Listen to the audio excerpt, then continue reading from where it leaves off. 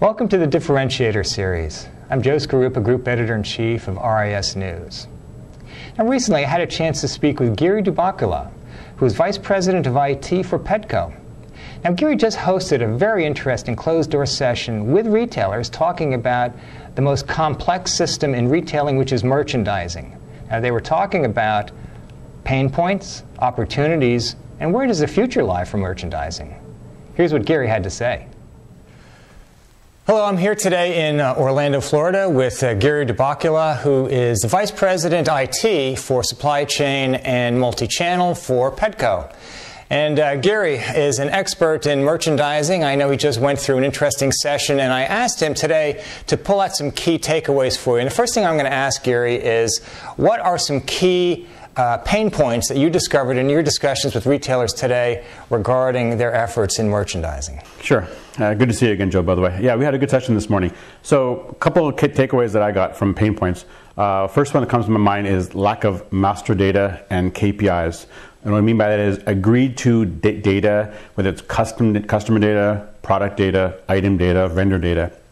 A lot of disparate sources of that information, a lot of different definitions, so agreed to terminology and consistent definitions. That's the first thing that came to my mind.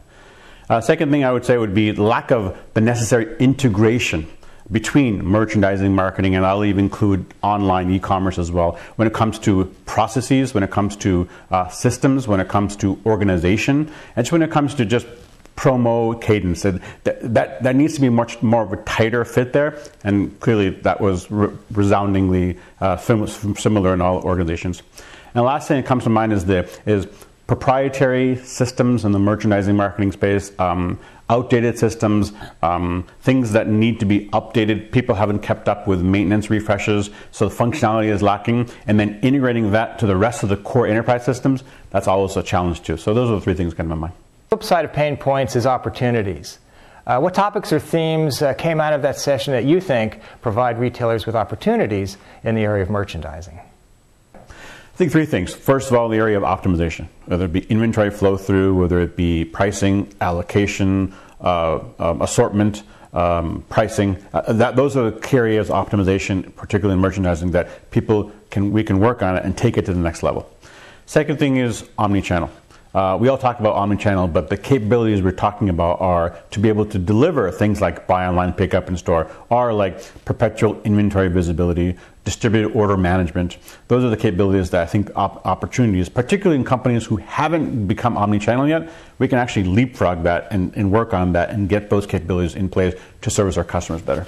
And lastly is this integration of these disparate data silos that exist and processes and organization, particularly relevant between merchandising, marketing, and e-commerce. The whole bringing of those together and more collaboration, I think that's a key opportunity. Giri, where do you see the evolution of merchandising going in the next year or two? Where do you see the future taking place for merchandising?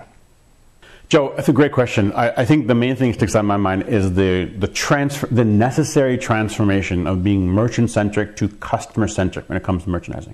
And what I mean by that is, for example, take social networking, the data, the unstructured and structured data about what people are saying about the brand, about the company. How do we mine that data to actually use that to use, for example, intelligent assortment based on what people are saying about our brand, or the amount of time people spend over an image on the site? How do we use that data to actually, for our collective better insights?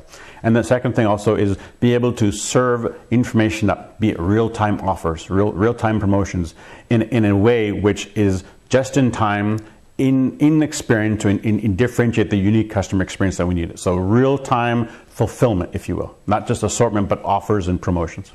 I think that's the thing that I think about when talking about customer-centric merchandising.